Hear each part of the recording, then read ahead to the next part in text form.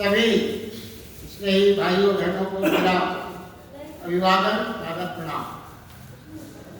अक्षर ब्रह्म योग भगवद गीता का 8वां अध्याय, इसका आज प्रारंभ करने जा रहे हैं। पहले ही श्लोक में अर्जुन ने भगवान श्री कृष्ण से प्रश्न किया, हे पुरुषोत्तम, यह ब्रह्म क्या है, आध्यात्म क्या है, कर्म क्या है, आदिभूत नाम से क्या कहा गया है, आदि देव किसको कहते हैं? हे मधुसूदन, यहाँ आदि यज्ञ कौन है और इस शरीर में कैसे है, तथा युक्त चित्त वाले पुरुषों द्वारा अंत समय में किस प्रकार आप जानने में आते हैं। ये प्रारंभ है 8वें अध्याय। अब जरा थोड़ा सा विचार करें। कुछ बातें यह है कि अर्जुन के बुद्धि में, मन में ये प्रश्न क्यों उपज रहे हैं, तरह तरह के प्रश्न उपज रहे हैं, जबकि इनके भावों को भगवान स्पष्ट कर चुके हैं। फिर क्यों ये प्रश्न? देखिए, पिछले 7 अध्याय का यदि आप भाव से देखें तो ये जो प्रश्न उसने किए, इसके किसी ना किसी रूप में उत्तर दिए जाते, मगर फिर भी अर्जुन ने ये प्रश्न फिर भी किया। तो देखिए क्या है, कृष्ण जो है वृक्ष के पत्तों की तरह निकल रहे हैं अर्जुन की ओर से। वह कृष्ण से और कृष्णों से वो इतना भरा हुआ है, इतना भरा हुआ है, जैसा हम अपनी स्थिति, देखिए अर्जुन की स्थिति से आप अपनी स्थिति को भी जोड़ते चले। अधिकांशतः हम कृष्णों से इतने अधिक भरे रहते हैं, उत्तर जो दिया जाता है उसके प्रवेश की कोई गुंजाइश ही नहीं, बस कृष्ण ही कृष्ण हमारे अंदर भरे रहते। वास्तव में उत्तर समझने का प्रयास, जब वो अर्जुन उत्तर समझने का प्रयास करता है तो उसे और तनावग्रस्त बन जाता है। और तनाव में क्या है, प्राणी कुछ समझ नहीं सकता। ये एक उदाहरण। अगर व्यक्ति कोई जीवन में आपने अनुभव किया होगा, अगर कोई व्यक्ति बहुत तनाव में है, उसे आप कुछ भी समझाने की कोशिश करो, घर परिवार मित्रों के साथ संस्था में कोई व्यक्ति यदि तनाव में है, उसे आप कुछ भी समझाते रहो, उसकी समझ में बात नहीं होगी। तो अर्जुन क्योंकि तनाव में है तो बहुत सी बातें जो समझाई जा चुकी है उसको कुछ भी समझ में नहीं आती। ये एक पहली बात है। दूसरा एक बात यह है समझने की, जो मान अपनी सबकी स्थिति, देखिए अर्जुन के रूप में वास्तव में भगवान कृष्ण ने सबको संबोधित करते हुए बातें कही है, ये आपने कई बार स्पष्ट पाया।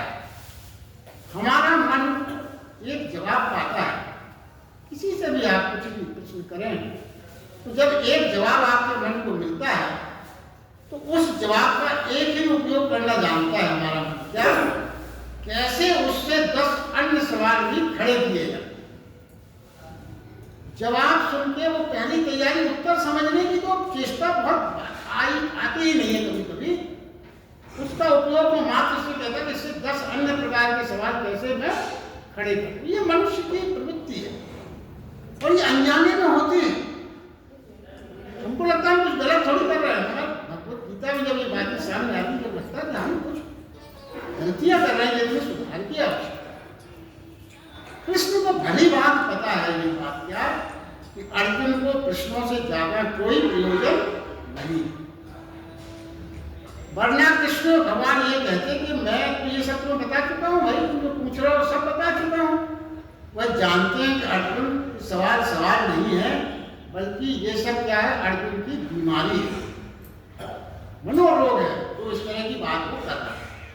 उसे जवाब की एक्चुअली आवश्यकता ही नहीं। उसको क्या आवश्यकता है? उसको रूपांतरण की आवश्यकता है, ट्रांसफॉर्मेशन की आवश्यकता है, कुछ ऐसा जिससे उसका जीवन बदल जाए, कुछ ऐसे ट्रांसफॉर्मेशन की आवश्यकता है। इसलिए भगवान कृष्ण उत्तर देते रहेंगे। ऐसा उत्तर देने वाला भी इस सृष्टि में मुश्किल से मिलता है। आप जरा अपने सोचिए, अगर कोई प्रश्न आपको बार बार आप समझा चुके हो, 10 बार वही चीज अगर कोई आपसे पूछे तो आप झुला के उसको डांट देंगे, मना कर देंगे, क्या ये की बात बार बार पूछते हो, 100 बार समझाते हो, गेट आउट, नहीं समझ में आता। मगर कृष्ण भगवान ये नहीं कर रहे, वो ऐसे प्रश्नों का भी उत्तर लगातार दे रहे हैं जिसके बारे में वो कई बार बता चुके। और शायद जो गीता के बाद जन्म हुआ है हमारे भगवान बुद्ध का, भगवान बुद्ध ने शायद ये बात पकड़ ली। भगवान बुद्ध के बारे में अक्सर वो प्रश्नों का उत्तर देने से इनकार करते हैं, जस्टिफाइड प्रश्न के उत्तर देते हैं। कई दृष्टांत हैं। एक बार भगवान बुद्ध से ने पूछा आके मृत्यु क्या है, बड़ा बुद्धि लगाई होगी उसने पूछने में, ऐसा प्रश्न पूछो कि जवाब देने वाला चकराएगा। अब मृत्यु क्या है, तो बुद्ध भगवान से पूछे तो देखो वही पूछो जो सच में जानना चाहते, फालतू की चीजें मत पूछो। तो बोला नहीं, वास्तव में मैं जानना चाहता। क्या करोगे जान? तो बोले अगर मैं जान लूंगा तो उससे बचने का उपाय करूंगा, इसलिए जानना चाहता। अगर मृत्यु क्या है पता लग जाएगा तो उससे कैसे बचा जाए इसका मैं उपाय करूँ। तो बुद्ध भगवान ने कहा देखो भाई, मृत्यु को जानने का तो एक ही उपाय है कि मृत्यु में प्रवेश करना पड़ेगा। तो क्या तुम इसके लिए तैयार हो? तो उसने चुपचाप अपना प्रश्न भूलिया उसको समझा, मृत्यु में प्रवेश करना पड़ेगा, फिर जाएंगे क्या करें? हम तो मृत्यु से इसलिए पूछ रहे हैं कि बचने की कोई उपाय अगर संभव हो। तो ऐसे उत्तर अधिकांश मतलब कृष्ण भगवान ने ये नहीं किया, मगर कृष्ण भगवान इस लिहाज से बहुत अद्भुत कि उत्तर दिए जा रहे हैं।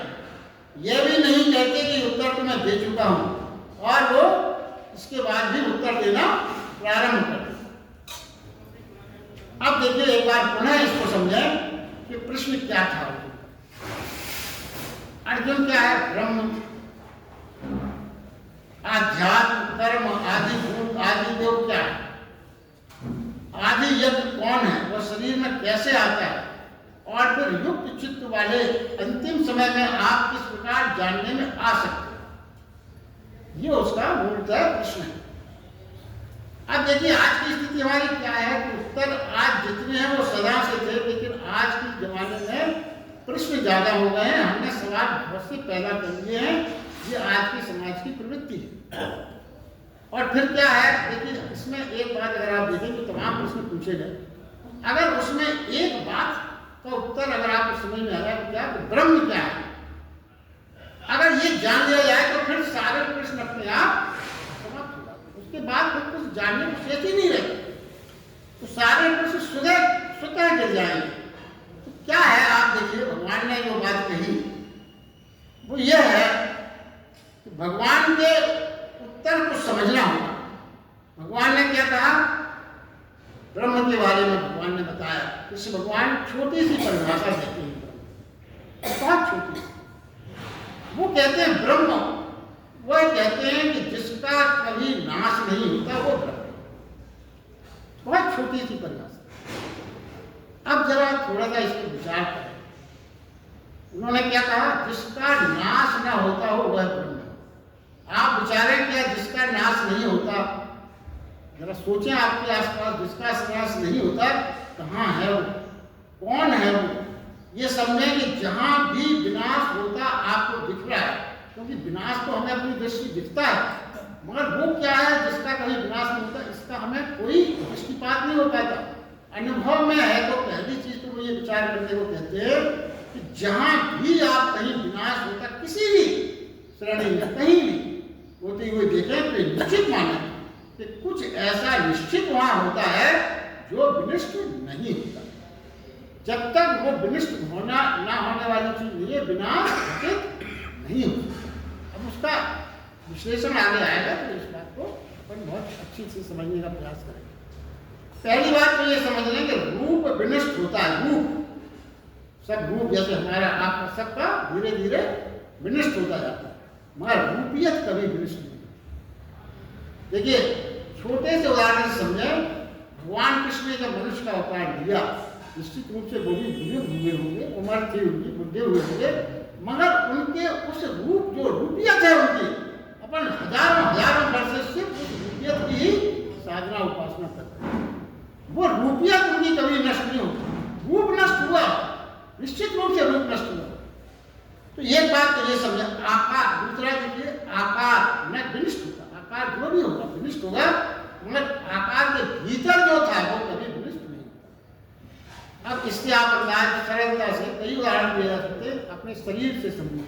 शरीर आकार रूप में माने तो शरीर नष्ट होता है, मगर उसके भीतर जो आत्मा का स्वरूप अपन ने कई बार समझा है वो कभी विनिष्ट नहीं। आकार नष्ट होता है मगर कुछ ऐसा है जो विनिष्ट नहीं होता। कंटेनर नष्ट होगा मगर कंटेंट कभी नष्ट नहीं। सरलता से और सरलता से समझने के लिए देखिए, जैसे आपने पानी को गर्म किया, भाप बन गई। पानी को आपने काफी गर्म किया, पूरी भाप बन गई, क्या पानी विनिष्ट हो गया? फिर अगर पानी विनिष्ट मानते हैं आप, हाँ पानी गया, भाप है, तो भाप में कौन है? पानी। ये सब भाप को ठंडा कर दो फिर पानी बन, तो क्या भाप विनिष्ट हो गई थी? नहीं।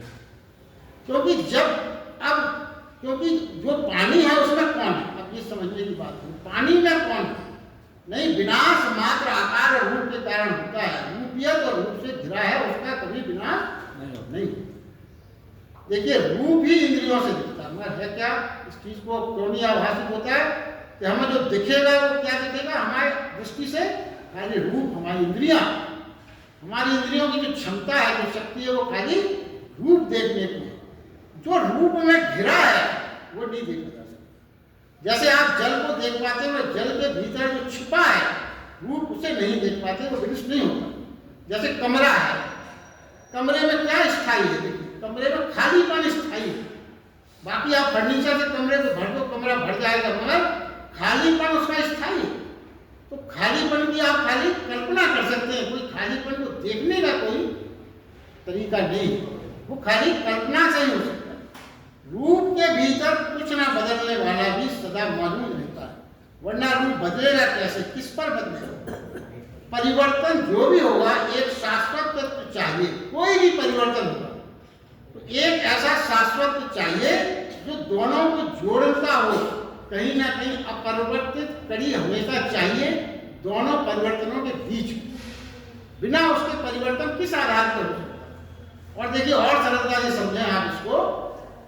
जैसे जब पानी भाप बनता है तो एक क्षण ऐसा होता होगा जब पानी भी नहीं होता है और भाप भी नहीं होती। एक क्षण निश्चित रूप से ऐसा होगा जब उसकी स्थिति क्या होगी? ना तो वो कंप्लीटली पानी में चेंज हुआ, ना कंप्लीटली भाप में चेंज हुआ, जस्ट स्टार्टिंग पॉइंट। ये बात है।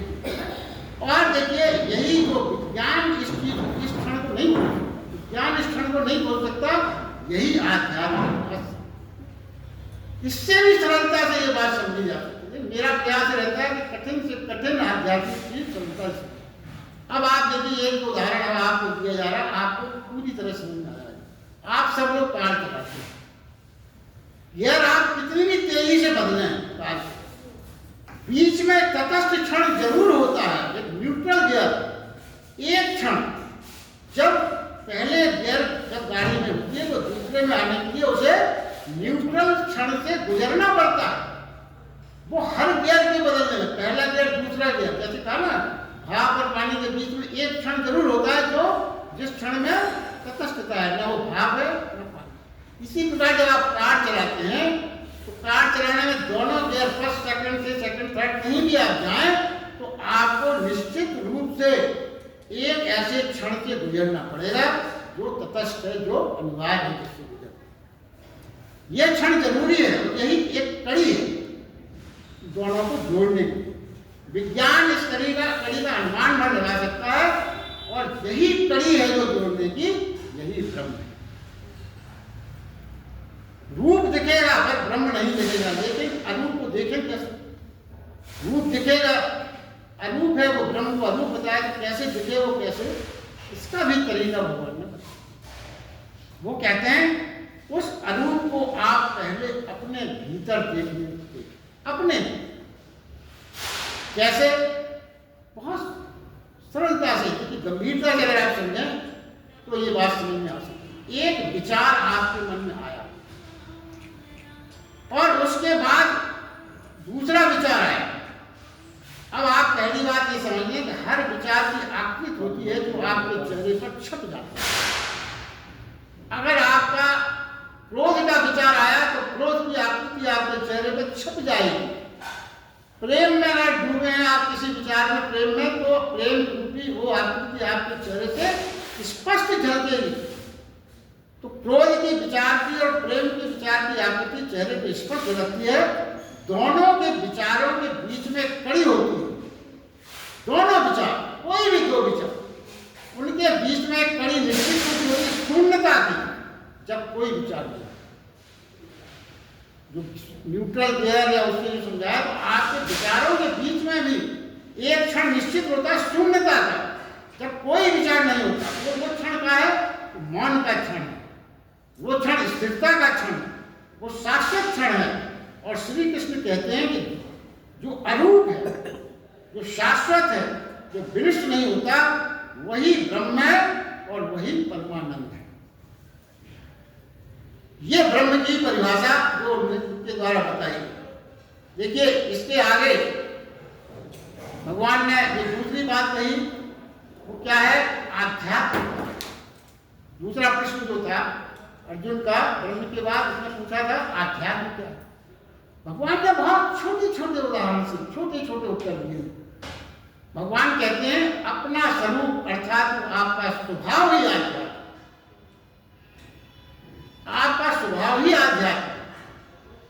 अपने भीतर तलाशना, इसे जो सदा से है,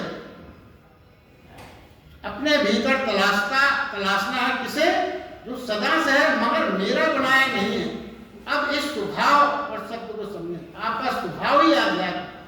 अब थोड़ा सा इसका विश्लेषण समझने का कोशिश करते हैं कि कहने का क्या तात्पर्य। स्वभाव, मौन हमारा मूल स्वभाव है। इतना कहिए, मौन ही हमारा मूल स्वभाव है। भाषा तो बाद में हमने, भाषा हमने बाद में सीखी। तो मूल हमारा क्या है? स्वभाव मौन है। मैं कौन हूं, हम इसका सीखा हुआ उत्तर देते हैं। हम मैं कौन हूं ये आपको कोई जानकारी नहीं, मैं उत्तर सब कोई दे देता। आप किसी से ही पूछिए आप कौन है सर, मैं कौन हूं, कुछ भी उत्तर आपको जरूर मिलेगा। क्या उत्तर मिलेगा? सीखा हुआ उत्तर। क्या है सीखा हुआ उत्तर? मैं डॉक्टर हूँ, मैं वकील हूँ, मैं बिजनेसमैन हूँ, मैं टीचर हूँ, मैं ये हूँ। ये जो कुछ भी आप उत्तर दिए गए, ये जो है ये सब सीखे हुए उत्तर हैं। मगर स्वभाव का क्या तात्पर्य? स्वभाव का है जो मैं हूँ, बिना बनाया, बिना किसी सहायता के, बिना किसी प्रयत्न के, बिना किसी आयोजन के, जो मैं हूँ, जो मैं हूँ बिना आयोजन, बिना बनाए, जो आपने नहीं बनाया, वह मेरा सारभूत, असर्जित, अनिर्मित, वही मैं हूँ। यही जान लेना ही अध्यात्म। मतलब सीधी सी बात है, ये जान लेना ही अध्यात्म है कि मैं कौन हूँ।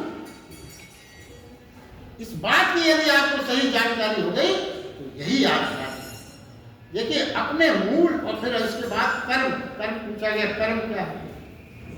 तो भगवान ने कहा है अपने मूल स्वभाव से जो विसर्ग यानी त्याग कर, अपने मूल स्वभाव हमारा मौन है, उसको विसर्ग यानी उसको त्याग कर हम संसारिक हिसाब से जो अपना स्वरूप निर्मित किया, संसारिक प्रयास से हमने जो अपना स्वरूप निर्मित किया, इस यात्रा में जो चेष्टा होगी, जो प्रयास होंगे, अपने मूल स्वभाव को त्याग कर घटित जो कुछ भी होगा वो सारे कर्म। क्या मतलब हुआ इसका? देखिए, जैसे आप पहले क्या थे? मौन थे, कुछ नहीं थे आप शुरुआत। फिर आप मान लीजिए धीरे धीरे प्रयास करके डॉक्टर बन गए, वकील बन गए, इंजीनियर बन गए, उद्योगपति बन गए, दुकानदार बन गए, व्यापारी बन गए। तो हमने अपने मूल स्वरूप को त्याग कर यह सब करने में जो भी प्रयास किए वही सब कर। आपने अपना मूल स्वभाव त्यागा और आप क्या बन गए? आप ये सब। इसमें आपने जो जो कुछ भी किया इसके बनने में वो कर्म है, इसी को कर्म कहा। अब आगे भगवान फिर बताते हैं उसके भी उत्तर भगवान ने बहुत स्पष्ट दिए। सरलता से समझने की बात है, देह जो अपना शरीर है, देह जो पदार्थों की परत है वो आदिभूत। देह क्या है? अपने पदार्थों की परत है। जो भी शरीर है पदार्थों की परत है। कई बार इसको कर चुके, उसको भगवान ने क्या कहा यहाँ, उसको बताया आदिभूत।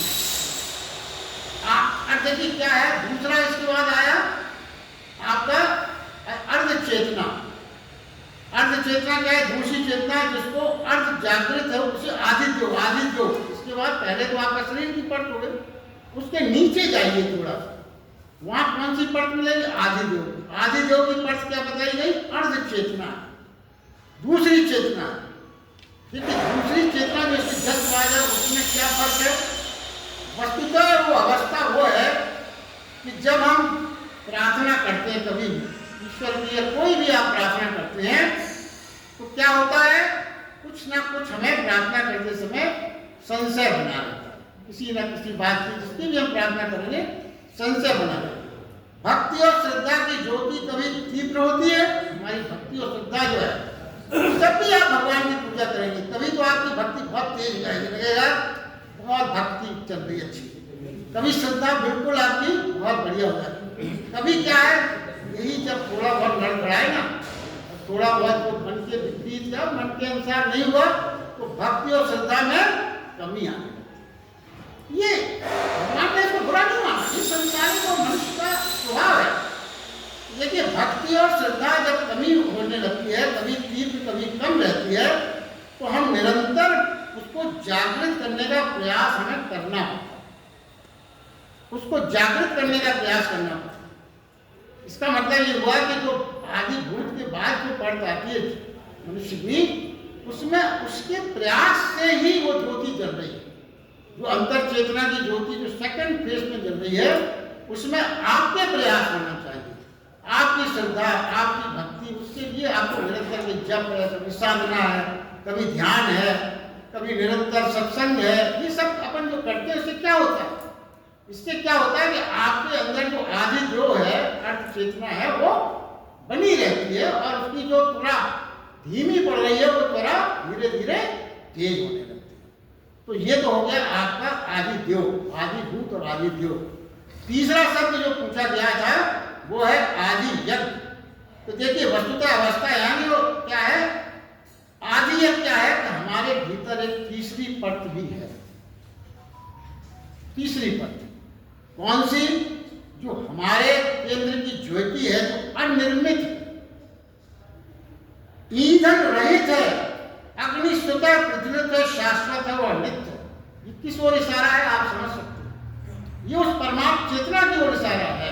उस आदि यज्ञ को कहा गया है, अंतर चेतना आपके अंदर जल रही है, जो प्रज्वलित है ज्योति, जो अनिर्मित है, आपने नहीं उसमें कुछ किया, जो ईंधन रहित है, ईंधन की जरूरत नहीं है। देखिए वो आदि देव में तो आपको ईंधन, आपको प्रयास जो किए, यज्ञ किया, ये सब आपके प्रयास थे, मगर वो जो ज्योति जल रही है आदि यज्ञ की, उसमें आपके किसी ईंधन की कोई आवश्यकता नहीं। वो तो प्रज्वलित है, स्वतः प्रज्वलित, शाश्वत है, नित्य है।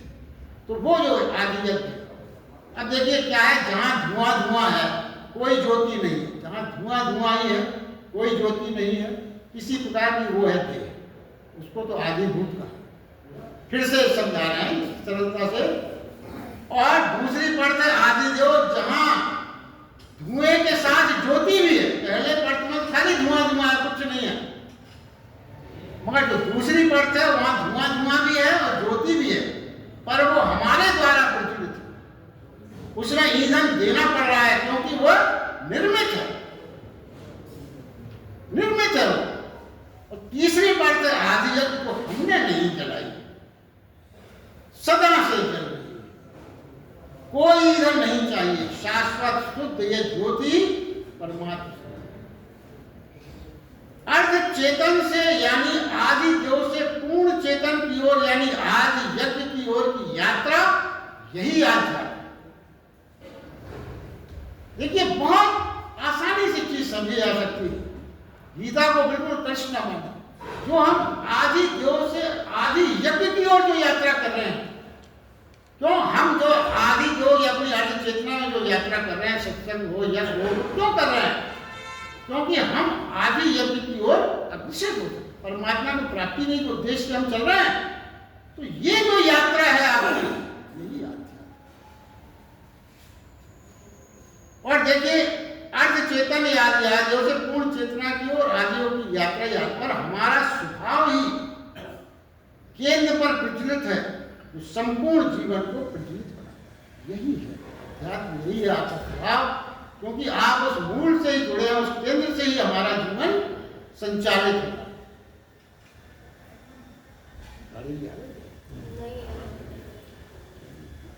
जो पुरुष आगे के उसमें कहा गया, जो पुरुष अनंत काल से मुझको स्मरण करता है, वो शरीर त्याग करता है, मेरे साक्षात स्वरूप को प्राप्त होता है। इसमें कुछ संशय नहीं है कि हे कुंती पुत्र, मनुष्य अंत काल से जिस जिस भाव को स्मरण करता है, वो शरीर त्याग करता है और वो उसको ही प्राप्त होता है, क्योंकि ये सदा से उसी भाव से भावित है। क्योंकि भगवान ने यहाँ पे क्या बात कही है, पहले ये समझें। भगवान कहते हैं अंतिम समय, जो आत्मा है ना, अंतिम समय मुझे यानी आदि यंत्र को, अंतर ज्योति को जो स्मरण करता है, वो मुझे प्राप्त होता है। ये भगवान ने कहा। अब देखिए, अब बेचारे मनुष्य को बड़ा चतुर है, सभी विज्ञानी है यहाँ दुनिया में, कोई मनुष्य अपने आप को ज्ञानी थोड़ी, उसने गीता का भी ज्ञान अपना जोड़ लिया। क्या भगवान ने क्या कहा? अंतिम समय स्मरण करना। इसका मतलब क्या अर्थ निकाला? बाकी समय में, अंतिम समय में स्मरण करना, बाकी समय में स्मरण करने की कोई जरूरत नहीं। आप ही ने तो कहा अंतिम समय में स्मरण करना, क्या जरूरत पड़ी हमें बाकी समय? अपना संसारिक कार्यों को स्मरण करें, मौज मस्ती करें, अंतिम समय में हमें स्मरण करने की क्या जरूरत है? और अंतिम समय अभी कहाँ है? अभी तो हमें बहुत जीना है, अभी काय का अंतिम समय? अभी तो जीवन की शुरुआत हुई। हम भी अपने जवान बेटों को कह देते हैं, अरे बेटा अभी तो तुम कमाओ खाओ मौज करो, गीता सुनने हम जा रहे, तुम्हें क्या करना है, तुम्हारी उम्र अभी बहुत बाकी है। तो जीवन भर हम देखिए, अंतिम समय अभी बहुत जीना, मगर हम क्या जान लें अच्छे से। भगवान ये कहते हैं जीवन और हम सबको शरीर माना है, शरीर का स्मरण कभी नहीं कर सकते। प्रभु का नाम सुनने या सुनाने को कहा गया है, क्योंकि जो जप कर पाया वही परम धाम में पहुंचेगा। देखिए, आज के लिए बस इतना ही। अगला क्रम हम बाद में